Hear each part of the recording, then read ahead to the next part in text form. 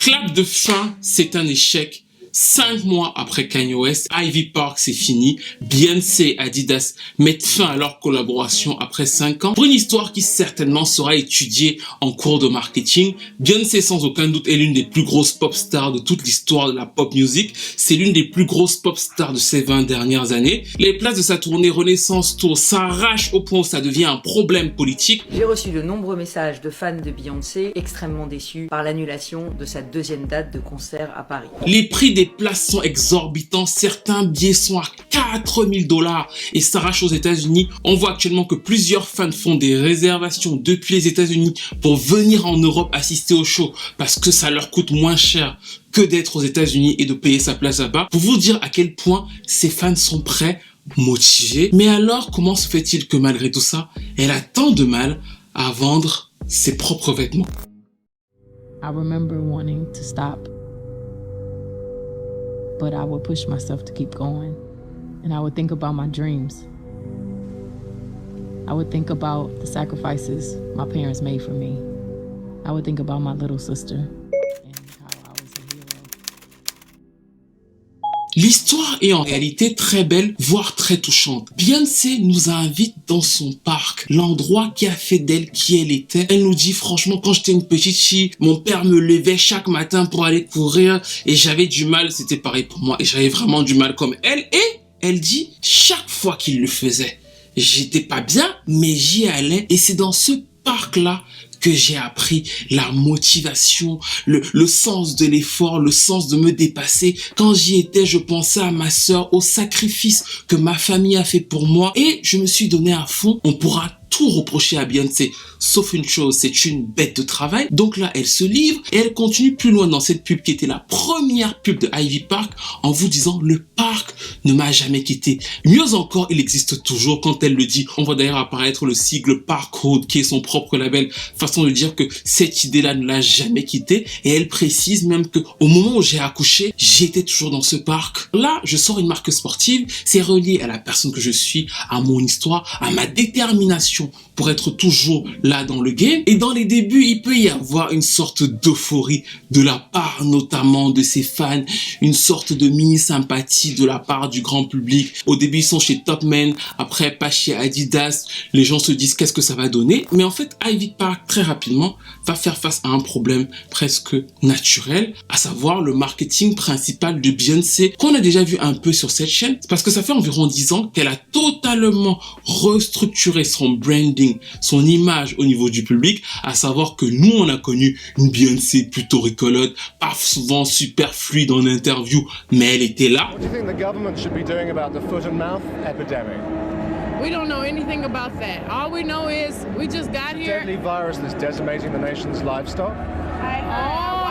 The thing about the four-legged animals. Yeah, I watched that on the news, and I feel really, really bad about. We all do feel. Didn't really they kill bad. like 40 million animals or something? Whoa, it's crazy. Ce fut d'ailleurs souvent un peu son point faible, les interviews, et justement, dès qu'elle a pu le faire, elle a switché et elle est restée sur ce marketing de la reine, de la royauté, quelqu'un qui est très distant et qui finalement, dans l'ère des réseaux sociaux, à partir de 2013-2014, devient un peu une sorte d'anti-star. Elle est au-dessus de la mêlée, elle s'exprime quand elle veut s'exprimer, elle donne des interviews qui ressemblent limite à des courriers de missives en mode « voici ce que j'ai à dire ». Chez sa fanbase, ça fonctionne très bien et justement ça les extrémise, à savoir qu'ils sont prêts à tout pour leur reine et c'est justement là où le mot Beehive prend tout son sens. Et pendant qu'elle a cultivé ce marketing-là, qui a très bien fonctionné dans la musique, parce qu'en fait, au moment où elle le fait, elle est une des seules pop stars des années 2000 qui arrive très forte dans les années 2010. Donc, elle transpose une grosse partie de sa fanbase qui est un peu nostalgique de ces pop stars qui ne s'exprimaient pas, qui n'étaient pas super sur les réseaux sociaux. Et elle impose d'une certaine façon à la nouvelle génération cette distance-là qui se retranscrit par le fait que ses albums vont très très bien se vendre en première semaine, mais parfois vont avoir des durées de vie courtes. Surtout qu'en plus, à l'époque, on avait des sorties surprises, c'est-à-dire que tout le monde se jette dessus, toute l'euphorie de ses fans y va. Et après, peut-être que le grand public est un peu moins intéressé par tout ce qui se passe dans ce royaume.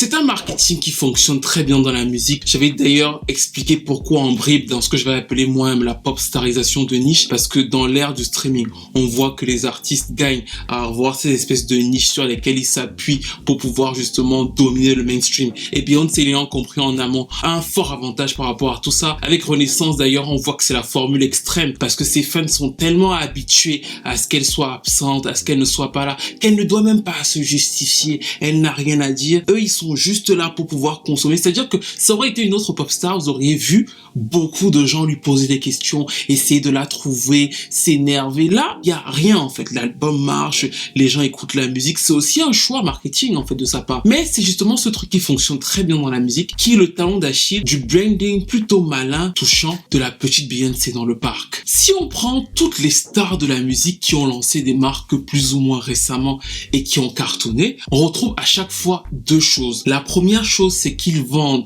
un produit qui leur ressemble. Et la deuxième chose, c'est que eux-mêmes font quand même l'effort d'être relatable. On peut s'attacher à eux, on peut s'identifier à eux dans la vie de tous les jours, au-delà du fait que ce soit des superstars qui vendent énormément de disques. Et le très bon exemple, c'est bien sûr Selena Gomez. Et pour ceux qui ne se sont pas encore abonnés, c'est le moment de le faire, de liker, de commenter, de partager et de me dire dans les commentaires si vous voulez que je parle d'elle, parce que Selena Gomez, pour moi, c'est le marketing extrême de la pitié. C'est-à-dire qu'elle a réussi par un schéma absolument incroyable de toujours être la fille qu'il faut absolument défendre. Ses fans se comportent comme si c'était leur sœur, leur enfant qu'il fallait défendre. Et en plus, comme elle est toujours embrigadée dans une espèce de petits dramas, et ça c'est pas de sa faute, elle est vraiment malade, elle a eu plusieurs crises, elle a un lupus, il a fallu lui changer un rein. Tout ça a créé chez elle un marketing extrêmement fort et tentaculaire. C'est-à-dire que l'album qui sort s'appelle Rare, elle a une maladie rare, elle reprend confiance en elle, et c'est aussi le nom de son association Rare Impact Fund, où elle récolte des fonds pour la santé mentale. Elle est elle-même bipolaire et Rare Beauty s'engage, c'est une marque de make-up, enfin de produits de beauté, mais elle est engagée. Et donc dans tout ce méli-mélo là, elle a construit un marketing huilé qui lui ressemble, qui ressemble à ce qu'elle vit. Et comme elle a derrière cette image de fille latina un peu lambda à laquelle de nombreuses personnes peuvent s'identifier, aussi bien ses fans, son corps fan, que le grand public sont totalement fans de Rare, qui fait des chiffres absolument incroyables depuis 2 ans, à l'instar de Kanye avec les Yeezy, parce que c'est l'autre artiste dont la marque a très bien fonctionné. Il s'est battu avec Nike pour ses Yeezy, il est allé chez Adidas, et déjà, ces fameuses baskets avaient tout un spectre de ce qui était l'identité de Kanye. Il est arrivé dans le monde du hip-hop avec tout un son à lui, avec une manière de s'habiller, et je vais expliquer en quoi et pourquoi ça avait été très important, notamment dans l'opposition avec 50 Cent. Là, il s'est dirigé progressivement vers le domaine de la mode, et les Yeezy, c'était carrément pour lui l'aboutissement de ce à quoi il ressemblait. Pas totalement un gars du ghetto, pas totalement un gars de la mode, mais un gars important du hip-hop qui a sa propre identité et pour laquelle il s'est battu du début à la fin. Si Kanye n'a pas designé tous les Yeezy, bon en fait c'est une surprise pour vous, parce que même si vous passiez votre temps à dire sur internet que c'était absolument hideux, absolument affreux, il faut lui reconnaître une chose, le gars était impliqué dessous de bout en bout en fait. Chaque vidéo tu le vois en train de toucher les paires, de tester. Il y a même cette célèbre vidéo où il y a des milliers de paires de Yeezy et il est sur place. Il est passionné, il est limite électrisé, et la passion de Kanye pour ses modèles va faire plaisir à voir, va impacter les gens, va créer une sorte d'euphorie et relancer carrément la marque Adidas. Mais surtout, elle est super intéressante dans le cas présent, parce que je trouve que justement, comme Beyoncé, il a appliqué une sorte de mini marketing de niche dans la musique, c'est-à-dire que il s'est mis à progressivement s'intéresser uniquement à sa fanbase, plus beaucoup de promos, les albums sortent quand il veut, comme il veut, il fait son truc, voilà. Mais d'ailleurs, si vous voulez, à chaque fois qu'il s'asseyait pour parler dans une interview, il parle des Yeezy. Les Yeezy sont son point de marketing. Il explique ce qui se passe, pourquoi il aime autant ça, ce qui ne lui plaît pas. Et d'ailleurs, il va mourir sur l'autel des Yeezy. Dans les fameuses interviews dont on a parlé, qui sont les interviews qui éteignent sa carrière, on n'oubliera pas qu'il ne dit pas dans ses interviews franchement, on m'a volé mes masters, mes chiffres de stream. Non. Il dit dans ses interviews, je me bats pour que quelqu'un ne vienne pas dire un jour à mes enfants comment ils devront s'occuper des chaussures que j'ai créées. They're taking money out of my children's mouths and putting it into their children's mouths. C'est sur ça qu'il meurt, n'oubliez pas. Et ensuite, bien sûr, on a Rihanna qui est désormais milliardaire et dont le schéma repose à peu près sur la même chose. C'est-à-dire qu'elle va vendre quelque chose qui ressemble à ce que ses fans attendent d'elle. Elle a toujours été admirée pour son côté un peu fashion, mais surtout, elle travaille, la fille, chaque jour, elle vous montre qu'elle est intéressée par ses produits, elle porte ses produits. On en a déjà parlé, comme elle a ce côté bonne copine, elle est capable d'arriver au Super Bowl et te dire que, gars, je me maquille au Super Bowl parce que ça fait intrinsèquement partie de ce qu'elle a toujours vendu, de ce qu'elle est, à la fois un pied dans la superstar mondiale et un autre dans la fille un peu next door, comme j'en parlais dans la vidéo sur le Super Bowl. Ces éléments-là vont faire en sorte qu'au-delà de ses fans, le grand public voit une sorte de vérité dans ces projets-là, surtout que elle a un truc en plus selon moi, c'est qu'elle comble un vide. Il n'y avait pas toutes ces shapes de make-up là quand elle arrive sur le marché, donc elle ne vient pas que en mode petit caprice de ce que je veux vendre au public. Elle vient et elle leur dit « Ah, vous aviez pas totalement ça, j'apporte ma patte à l'édifice » et ça lui donne donc ce truc qui, en plus des deux éléments marketing que les deux autres ont, vont la propulser encore plus fort parce que c'est un besoin. Ce n'est pas juste un produit de star, c'est un besoin que de nombreux Chinois avaient de ne pas avoir toute leur teinte quand elles arrivent pour se maquiller dans les Sephora et ce genre de choses. Donc c'est extrêmement bien huilé chez elle, à l'instar aussi de Gaga. Quand Gaga avait été égérie de Versace, les ventes de Versace pendant un an ont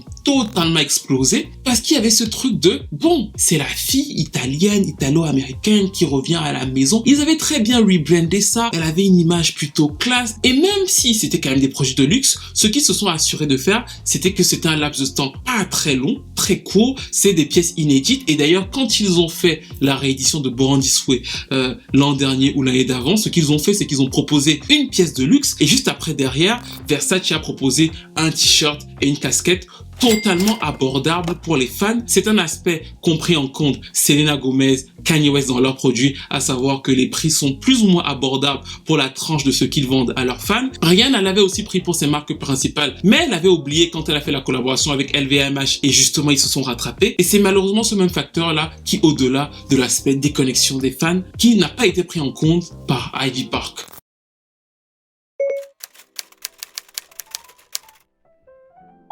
On l'a tous vu passer, les plaintes au sujet du prix de Ivy Park. Alors autant vous dire que la pièce que je vais vous montrer est très chère, 120 €. C'est une veste style blazer mais en version un peu jogging. J'avais d'ailleurs fait la remarque qu'en France, j'ai jamais vu même un fan de Beyoncé porter du Ivy Park. La seule chose que j'ai déjà vu les fans de Beyoncé porter, c'est les masques. Parce que les masques n'étaient pas chers. Mais on voyait que même chez les fans de Beyoncé, en France en tout cas, c'était un peu dur d'aller au-delà du masque, ils préféraient quand même aller chez H&M. Et là vous allez peut-être vous dire que ça peut paraître contradictoire parce qu'ils sont capables d'acheter des places de concert à 300 à 400 €, mais ça ne l'est pas du tout en fait. C'est-à-dire que c'est tout à fait logique parce que le marketing de la marque Beyoncé, celui de la reine là, sur sa musique, sur ses performances, est totalement indiscutable et il fonctionne très bien. Sauf que justement ce marketing là ne se rejoint pas avec celui de la petite Beyoncé du parc. Quand elle nous dit, et elle le dit très bien dans ce documentaire, j'avais trouvé cette pub très intéressante. Quand on voit qu'elle tient au parc, vu qu'elle redit que le parc, c'est Parkwood, ce genre de choses, on voit que c'est quelque chose qui l'a marqué.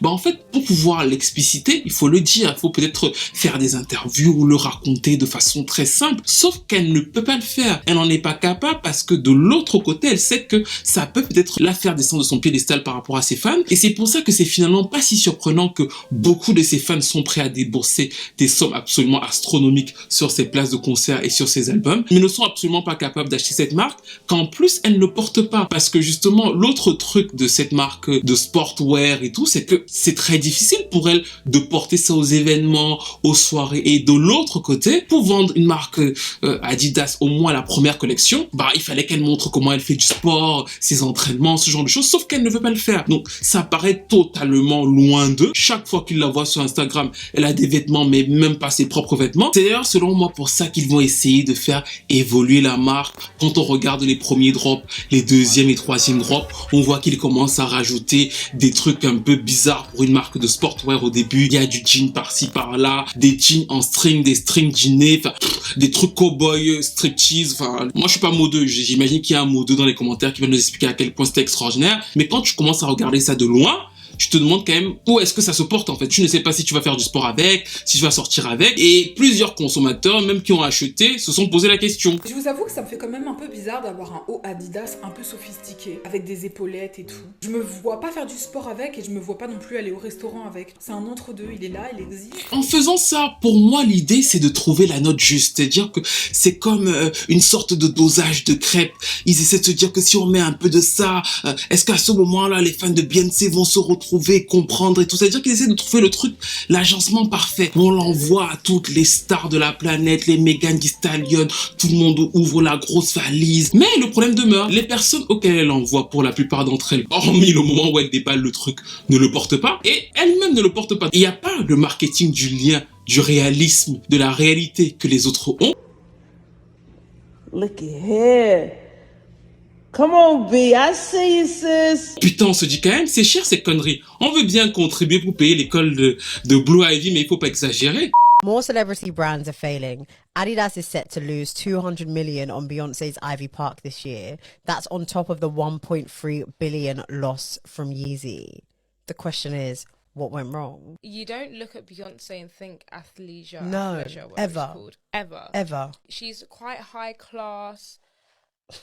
To be fair, you don't look at Beyonce and think fashion. Full stop. Even now, with all the money she's got, with all the access she's got, a lot of her looks are questionable at best. Yeah.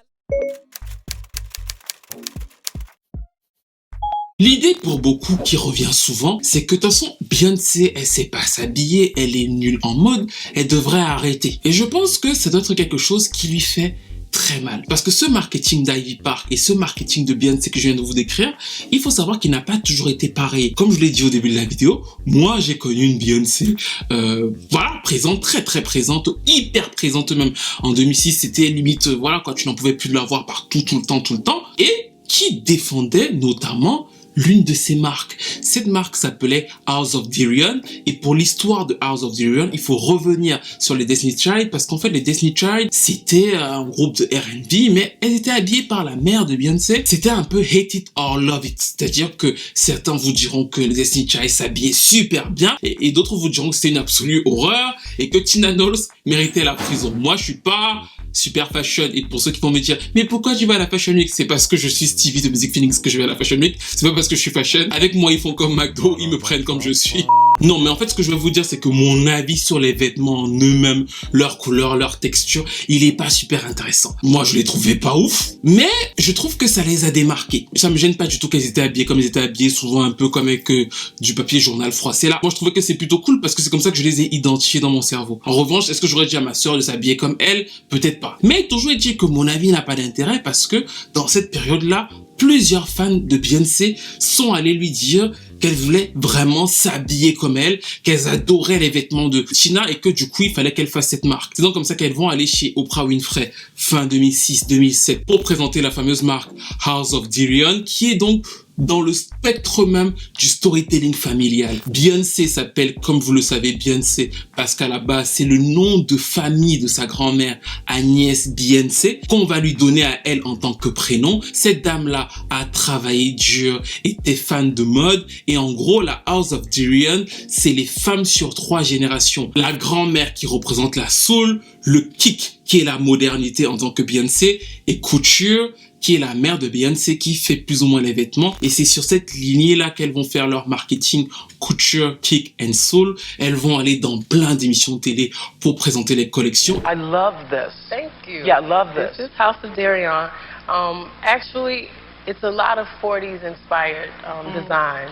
And one thing that is important to me, I know when I buy designer clothes, I love the fit. Yeah. And I thought we should have the same fit with affordable clothes. Et Beyoncé à l'époque est super impliquée dans House of Deréon. Ils ont plus ou moins 2 schémas, un schéma un peu plus hip-hop, un schéma un peu plus mature. Dans chaque interview, elle y va à fond. Elle dit que ça vient vraiment du cœur. Actually, clothes that we wear on the red carpet that I would actually wear. I didn't want to just stamp my name on something that I wasn't passionate about. So we've taken a lot of times, a little touch of couture, but something accessible for my fans and for all the people, younger people. Elles font les Fashion Week à Londres, à New York. Elles sont dans toutes les grandes surfaces aux États-Unis, Macy's, Walmart. Il y a une exposition de fou pour cette marque-là. Michelle porte tout le temps du House of Deréon. Kelly, pas vraiment, mais quand il faut faire des apparitions à la télé et promouvoir la marque, elle est là. Et Beyoncé va encore plus loin que ça. C'est-à-dire que dans les chansons de Beyoncé, que certains d'entre vous connaissent peut-être, vous vous rendez pas compte, mais vous chantez House of Deréon sur Get Me Butted.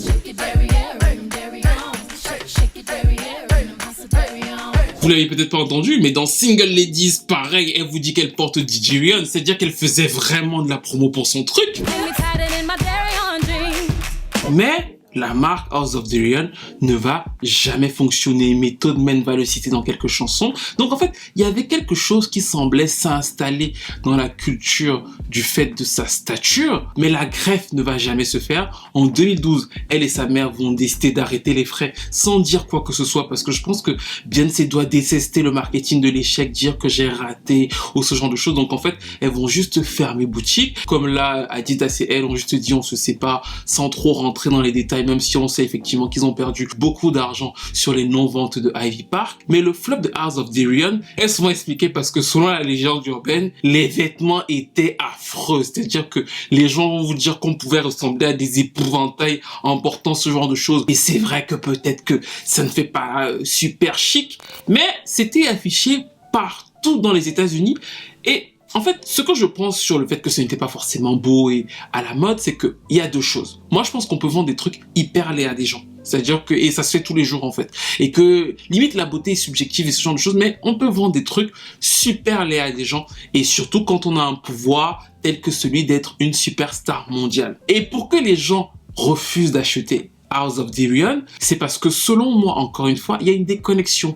Quand Beyoncé faisait effectivement toute cette promo autour du truc, l'image même totale de Beyoncé ne correspond pas totalement à celle de Ivy Park, qui est en fait la fille du sud des États-Unis qui vient un peu d'arriver en ville. Ça fait un peu, je sais pas envie d'être injurieux, mais vous voyez ce que je veux dire, ça fait un peu pas très classe, voilà. Ça fait pas non plus super chicose comparé à l'image même qu'elle a dans les clips et ce genre de choses. Donc en fait, si tu regardes un clip de Beyoncé et que tu regardes effectivement la marque House of Deréon, ça a rien à voir, mais peut-être que c'est la vraie Beyoncé. Et c'est ça qui est paradoxal, c'est-à-dire que peut-être que quand elle disait que j'ai fait le design et tout, c'était véritablement elle. Mais comme son image de marque globale ne ressemblait pas à ça, ses fans n'ont pas couru dessus, et j'ai toujours trouvé que celle qui portait le plus House of Deréon, pour ceux qui s'en souviennent, c'était Michelle. Et ça semblait totalement logique en fait. Quand vous voyez tout le mépris que les fans de Beyoncé ont pour Michelle, le fait qu'elle porte House of Deréon, qui avait ce côté un peu daté quand vous regardez les vêtements, s'explique aussi par rapport au fait qu'en vrai, elle n'avait pas non plus énormément à changer son image, et c'était véritablement la proximité de leur image et de ce que la famille qui était très chrétienne, un peu même conservatrice à l'époque, défendait. Ce qui joint le second argument pour moi qui a empêché que les gens se jette sur House of Deréon, c'est bien évidemment le prix. Parce que même si quand elle passe chez Oprah, elle dit que le prix sera abordable pour tout le monde, il y a une déconnexion parce que le prix du premier pantalon jean chez House of Deréon, c'est 150 €. Donc en fait, pour les gens, aller acheter un pantalon de Beyoncé à 150 € un pantalon, même si on l'aime beaucoup, surtout que les pantalons sont pas forcément les plus à la mode, clairement ils vont passer et choisir des choses qui leur sont beaucoup plus adéquates. Et la fille du sud là, ou alors la fille du village là, qui vient d'arriver dans la ville et qui voilà veut un peu se démerder avec les vêtements, à l'époque, elle va choisir Jessica Simpson. Si vous vous en souvenez, c'est à ce moment précis que la marque de Jessica Simpson explose. Et si vous regardez les designs, Jessica Simpson, c'est un peu le même truc. Un peu, voilà quoi, entre la ville et le village, avec le petit truc country en plus. Mais elle réussit à toucher son audience parce que ça lui ressemblait exactement à ce moment-là, parce que le prix était moins cher. Et c'est exactement ce que Beyoncé n'avait pas réussi à l'époque, qu'elle a rencontré d'une autre façon avec Ivy Park cette fois-ci.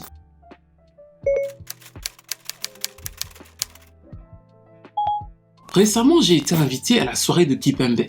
Vous allez vous dire, le gars qui se la raconte et ce genre de choses. Non, c'était une soirée, un gala de charité. Il y avait pas mal de célébrités, Messi, Eto'o-Fils. Enfin, il y avait beaucoup de monde et j'étais honoré d'être invité. D'ailleurs, c'est grâce à vous. Donc franchement, merci d'être là et de soutenir cette chaîne. Et à ma table, il y avait pas mal de gens, Lena Situation, Miss Univers. Et juste à côté de moi, il y avait la dame de la marque Tiffany. Et pour vous résumer le truc, la soirée, c'est un gala de charité. Des gens montent, ils font les enchères et tout pour différents produits. Et justement, il y avait un bijou Tiffany. J'ai eu l'occasion d'échanger avec la dame de Tiffany et justement, je suis revenu sur le partenariat qu'ils avaient eu avec Jay-Z, Beyoncé, ce genre de choses, dont elle était plutôt contente. Elle dit que ça amenait une sorte de fraîcheur à la marque, ce qui ne m'a pas surpris. Je pense vraiment que effectivement, ce partenariat dans l'univers du luxe pour Beyoncé et Jay-Z apporte quelque chose. C'est-à-dire que, notamment pour Tiffany, c'est une marque qui est déjà très assise dans le milieu du luxe. En réalité, je pense pas que ce soit un risque de fou pour eux d'avoir Beyoncé et Jay-Z. C'est une manière de montrer qu'ils s'ouvrent à d'autres univers et en même temps, ça ne va pas blesser ou rejeter le fidèle acheteur de Tiffany. Est-ce que pour autant, et c'est ça que je me suis posé comme question après, ça va faire en sorte qu'un fan de Beyoncé aille acheter un produit de luxe? Je pense pas. C'est-à-dire que je pense qu'effectivement, Beyoncé ne peut pas vendre de vêtements. C'est-à-dire que ça va être difficile pour elle, au vu de la déconnexion entre ce qu'elle est dans la vie. Moi, je pense qu'elle ressemble beaucoup plus à House of Deréon dans la vie, et c'est pas une injure, qu'à la Beyoncé qu'on voit, et que c'est ça qui gêne, en fait. C'est-à-dire qu'il y a ce côté un peu tantine, un peu, voilà, pas trop dans le temps, mais c'est ce qu'elle est. Donc, du coup, peut-être que c'est difficile pour elle de marketer ça, et que finalement, elle devra abandonner, effectivement, pas tant parce que c'est elle, mais parce qu'il y a une trop grosse déconnexion entre le marketing de la marque Beyoncé et ce marketing-là qu'elle essaie de refourguer de l'autre côté. Et de l'autre côté, je vois beaucoup de gens dire qu'elle devrait peut-être essayer de vendre un produit de luxe dans ce truc de la royauté, comme effectivement elle est au-dessus et ce genre de choses. Mais, et c'est pour ça que j'ai parlé de Tiffany, je pense pas que, en vérité, cette espèce de royauté de Beyoncé soit réelle. C'est-à-dire que je pense qu'effectivement, pour ces fans-là, j'ai commis un crime contre l'humanité, mais il y a un côté nouveau riche. Et nouveau riche, effectivement, c'est cool et tout, mais ça ne colle pas totalement à l'univers du luxe. Donc, je suis pas sûr que les fans de Beyoncé, quand elle va vendre un truc à 5 000 € ou à 4 000 €, d'un coup vont aller l'acheter, en fait. Et les gens du luxe ne vont pas forcément se dire que la marque Beyoncé est suffisamment forte juste pour aller acheter. Elle ne va pas entacher Tiffany, parce que voilà, elle a une image propre et tout, mais elle va pas non plus, pour moi, susciter un émoi de fou. Et pour les gens qui recopient mes analyses, là, pour le coup, quand vous allez aller les ressortir, n'hésitez pas, s'il vous plaît, quand même à me mentionner. Là, c'est ma propriété intellectuelle, malgré tout. Donc, quand vous allez voir recopier, même dans vos cours, là, parce que j'ai appris que certains prennent mes vidéos pour aller faire des cours avec, n'hésitez pas à leur appeler et partager. Moi, je pense que ce qu'il faut à Beyoncé, c'est un objet de démarcation. C'est pas un objet de luxe, c'est pas non plus un truc super cheap, parce que voilà, ça ne correspondrait pas non plus trop à ce qu'elle essaie de vendre, mais un objet de démarcation, une sorte de truc entre les deux, qui pourrait lui permettre de pas être dans les vêtements, de pas être forcément dans les bijoux, de pas être dans les chaussures, mais un truc que les gens auront et qui dira Beyoncé. Et vous allez me regarder en me disant, oui, mais quoi? Bah, moi, j'ai pensé à une valise. Pardon? Pardon? Pardon? En fait, avant de vous emballer, c'est une idée et je vais vous expliquer pourquoi j'ai pensé à la bagagerie et aux valises. C'est-à-dire que quand elle envoyait à chaque fois de nombreux colis avec ces vêtements-là, je trouve que le truc le plus marquant, ce n'était pas les vêtements, c'était les valises dans lesquelles ils arrivaient. Du coup, à chaque fois, les gens attendaient que la célébrité reçoive sa petite valisette. Et je me suis dit, si les gens ont plus retenu la valise que les vêtements, c'est qu'il y a un problème parce que c'est les vêtements que tu veux vendre. Et donc, quand je parle de valise, c'est pas de refaire spécifiquement cette valise-là. C'est que je me suis dit, finalement, vu que même si elle fait des sacs, les gens se diront ouais, peut-être que elle a pas de style, moi j'ai pas envie de porter son sac et peut-être que les prix seront exorbitants. À son propre compte, elle pourrait faire une espèce de truc middle price, c'est-à-dire que pas trop moins cher et pas trop exorbitant non plus. Sa petite valise avec tout un marketing, c'est la valise dans laquelle elle met ses trucs avant d'aller en concert. On la filme avant de monter sur scène sur Instagram. La valise est pas trop mise en avant, mais c'est un peu derrière elle. C'est la collection de valises Beyoncé. Elle a tout un storytelling derrière. Et bien sûr, je suis pas ici en train de vous dire qu'il faut écrire son nom sur la valise. En fait, pas du tout. En fait, tu fais justement un truc qui pourrait ressembler à l'idée qu'elle se fait un peu d'elle, peut-être un peu royauté, enfin, qui se démarquerait un peu au début. Déjà pour que ses fans lui fassent une pub incroyable parce qu'ils vont le faire. Ils vont tous avoir envie d'avoir cette petite valise parce que ce sera certes déjà justement un objet de démarcation. Il y aura pas le truc de que voilà, ça ressemble aux autres valises, mais aussi parce que c'est lié à sa musique finalement. Ils se diront qu'on va aller à ses concerts, ce genre de choses. C'est-à-dire que elle peut faire toute une trame sur l'imagerie qu'elle a dans la musique, un peu de royauté là, sur cet objet-là qui ne sera plus qu'à remplir par le grand public et peut-être justement distiller des influences musicales. C'est-à-dire que quelqu'un peut se dire ah, je vais acheter une valise Beyoncé pour le fun à 150 €, pas parce que effectivement je suis hyper fan d'elle, mais parce que le design il est plutôt cool, ça fait un peu royal, ça la représente un peu, ça fait rire entre potes. C'est-à-dire que ça peut être cet objet qui qui va être cohérent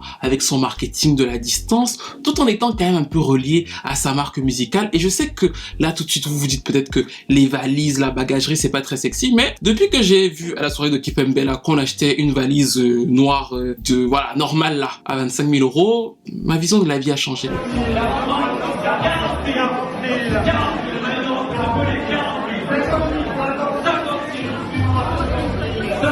Bon, bref, c'était juste un petit élément, une petite proposition pour vous visualiser ce que je la verrais faire à l'avenir. Moi, je la vois pas forcément vendre des produits ou des parfums de luxe, mais bon, peut-être que si ça marche aussi pour elle, ça le fera. Mais je pense que c'est pas forcément là-bas qu'elle sera au mieux. Elle a sorti des dizaines de parfums qui ont pas forcément explosé les chiffres de vente. Donc, je pense que aller sur quelque chose où elle est peut-être en arrière sur son schéma elle-même, sur ce qu'elle est, juste en vendant juste sa marque, un petit bout d'elle, la valise.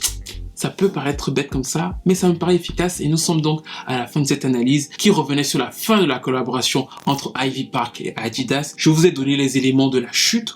Pourquoi le marketing de Beyoncé n'a pas fonctionné alors qu'elle avait quasiment tout pour que ça fonctionne. L'opposition entre son image musicale qu'on a décryptée à plusieurs reprises sur cette chaîne, les avantages que ça lui donne et les désavantages que ça amène de l'autre côté dans une sorte de réalité. La comparaison avec Kanye, Rihanna, Selena Gomez ou encore Gaga et ses petites collaborations dans le luxe. Le problème du prix qui reste fatidique chez elle, aussi bien pour Ivy Park que House of the Run qui n'a pas marché. Dites-moi ce que vous pensez justement des vêtements de House of the Run. Est-ce que pour vous c'est laid? Est-ce que pour vous c'est affreux? Moi je pense que ça représente juste la vraie Beyoncé en fait. Je pense que quand elle est chez elle, elle doit ressembler à ça et que bon, c'est ce qu'elle est en fait. Le seul truc c'est que ce n'est pas exactement ce pourquoi les gens l'aiment dans les clips. Et si ça avait été ce pourquoi les gens l'aiment dans les clips, je suis sûr que les gens auraient acheté ces vêtements là même s'ils sont laids en masse. Bref, dites-moi tout ce que vous pensez de l'analyse dans les commentaires. De mon petit point sur l'objet de démarcation, je vous ai proposé le set de valises, la bagagerie, je vous ai donné mes arguments. Dites-moi ce que vous en pensez. Que pensez-vous que Beyoncé devrait faire? Est-ce qu'elle devrait relancer une autre marque? Est-ce qu'elle devrait faire des chaussures, des bijoux, ou juste arrêter, chanter, faire des tournées et ne plus jamais revenir vers des produits dérivés parce que ce n'est vraiment pas fait pour elle? Breaking news, Beyoncé vient d'annoncer un partenariat avec Balmain et c'est super parce que ça correspond exactement à ce que j'ai expliqué dans cette vidéo. La première chose, c'est qu'elle déteste être prise plus ou moins en porte-à-faux, le truc de l'échec. Donc de fait, après ce qui avait été annoncé sur Adidas, elle enchaîne en disant à ses fans, regardez, je suis chez Balmain. Et vous voyez aussi à la réaction de ses fans qu'ils sont galvanisés parce que ça correspond à cette image de reine qui ne rate rien, intransigeante au-dessus du monde, mais pas au fait qu'ils vont acheter du Balmain parce qu'ils, pour la plupart d'entre eux, ne peuvent pas, et surtout parce que ce n'est même pas mis en vente en fait. C'est une collection qui rend hommage à son album Renaissance, qui sera partagé aux designers, au magazine de mode. On retrouve même une chaussure qui a la forme de sa signature, c'est-à-dire que c'est fait pour l'image de Balmain et celle de Beyoncé, et ça renforce encore tout ce qu'il y a autour d'elle en tant que queen de la musique, y compris chez ses fans. Et donc le problème reste le même, c'est-à-dire comment réussir à synthétiser tout le marketing autour de l'image de Beyoncé, la distance, la reine et tout ça dans un produit dérivé hors musique qui réussirait à être populaire auprès du grand public. Pour moi, comme je vous l'ai dit, ça ne passera pas forcément par les vêtements. Je pense même que si elle m'embaucherait, je réussirais à vous faire tous acheter les petites valises, mais qui sait? Dites-moi ce que vous pensez de tout ça et bien sûr, n'hésitez pas à liker, à me citer, à commenter, à partager, à vous abonner à la chaîne et je vous retrouve très vite pour une nouvelle vidéo.